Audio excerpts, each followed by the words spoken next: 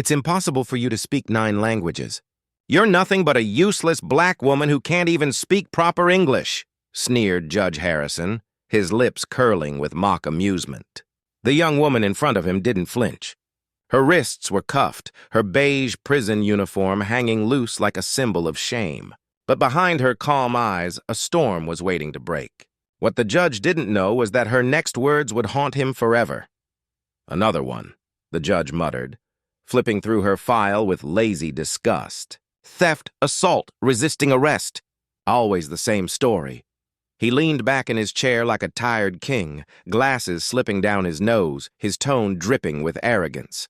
No one in the courtroom dared to correct him. No one cared to.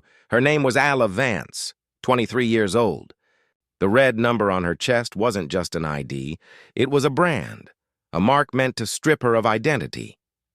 She stood silent, eyes forward, breathing slow. "What's your name?" the judge asked. "Ala Vance," she answered evenly. He smirked. "How exotic," the prosecutor laughed. The sound was sharp, ugly. Ala said nothing. 2 days earlier, at 8:47 p.m., Ala had been leaving her job at the public library in New Haven, headphones in, listening to a German podcast. 2 officers stood on the corner, smoking. When she tried to pass, one stepped in front of her. "Hey, black girl, what are you doing here?" "Going home," she said. That one word, home, was enough. One officer grabbed her arm, the other demanded papers. When she questioned why, their tone changed. They shoved her, twisted her wrists, called her arrogant black trash, then threw her to the ground. Minutes later came the report. Assaulting an officer, resisting arrest, lies, all lies.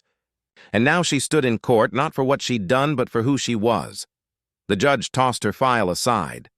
"Are you going to speak, or should I find someone to translate your dialect?" His voice was poison. The prosecutor grinned. Ala took a deep breath. "Your Honor," she began softly, "I didn't assault anyone. I was walking home when they stopped me, pushed me, insulted me. Enough!" The judge barked. "No one believes you." Her voice shook, but she refused to stop. "Check the street cameras. There's one right there. Silence." His gavel slammed down. "This isn't your neighborhood. They didn't even give me a lawyer," she whispered. "You have one," he snapped, pointing to the public defender slouched in the corner, her file closed, her eyes empty. "She hasn't spoken to me," Ala said quietly. "You don't need one, girl." "You're guilty," Ala's jaw tightened. "I'm not a criminal. I didn't steal. I didn't fight. I just existed." The judge leaned forward, venom in his voice. "You were born broken. Another black girl pretending to be smart. You belong in jail." The courtroom went still. The guard looked away. The clerk pretended to shuffle papers. Ala didn't move. But inside, something unbreakable rose. Slowly, she lifted her head. "My name is Ala Vance," she said, her voice steady. "I've worked since I was 17. That night, I was walking home from work. 2 officers stopped me, shoved me, called me African trash. They threw me to the ground. And now I stand here with no lawyer, no evidence, no defense. Are you finished?" The judge asked coldly. "You sound very sure for someone in chains. You think you're special? You're exactly what this country doesn't need. Another arrogant black girl who ends up where she belongs." The air turned heavy. Even breathing seemed dangerous. Then he sneered again. "And you can't even speak properly. Where'd you learn your words from, rap songs?" Ala blinked once, calmly, a quiet decision forming behind her eyes. She stepped closer to the microphone. "Would you like me to express myself in a different language, Judge?" she asked evenly. He frowned. "What?" "I only ask because I can speak in another one. Maybe several. Which would you prefer?" The room froze. The prosecutor stopped writing. The guard at the door stiffened. Even the silent defender looked up. "What did you say?" the judge whispered, mockery gone. Ala didn't flinch. "French, Arabic, German, Italian, Portuguese, Spanish, Wolof, Russian, or English. Take your pick. Maybe then you'll understand me better." You could feel the air change. Her voice grew stronger. "Maybe then you'll realize this isn't a trial. It's a punishment for daring to exist, for being a black woman who isn't afraid." The judge's face paled. "Watch your tone," he snapped. "The line of respect?" Ala shot back. You want respect? Then show me some. Her voice rose, not in anger, but in power. Do not call me girl. Do not look at me like I'm less than human. I am not. I am the daughter of immigrants who scrubbed offices so I could study 6 languages by 15. I worked, I obeyed, I paid taxes, and still they threw me down like I was nothing. The judge opened his mouth, but no words came. Ala stepped closer, the chains at her wrists clinking softly. The world will know what you've done, she said, because I will not be silent again. The courtroom felt suddenly cold. Every pair of eyes turned toward her. Do you still believe I belong in jail? She asked quietly. The judge's fingers trembled. His smirk faded. 9 languages, you said? He murmured, forcing a smile. Impressive. Then tell me, mademoiselle, if you're so smart, what are you doing here? Ala's eyes locked on his.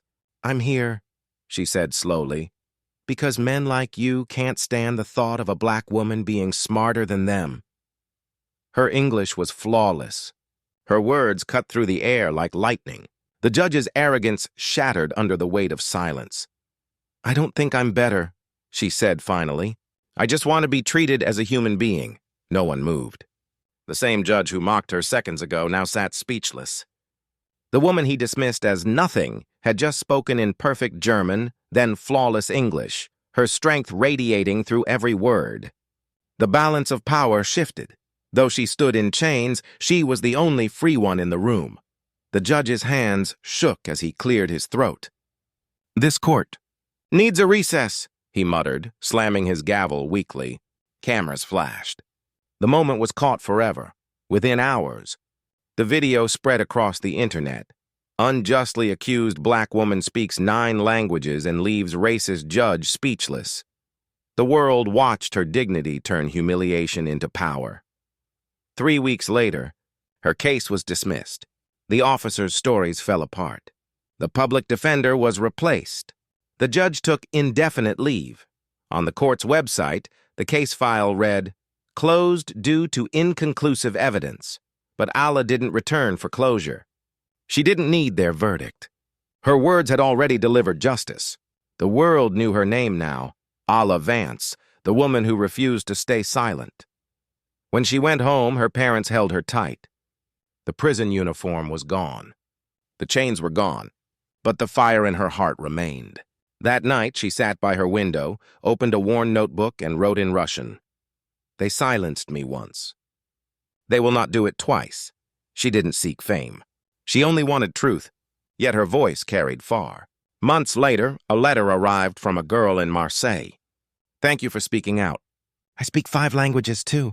I never dared to say it, until today. Ala folded the letter, tears slipping down her face. Not of pain, not of anger, but of relief. Justice had begun, not in the courtroom, but in every voice her courage had awakened.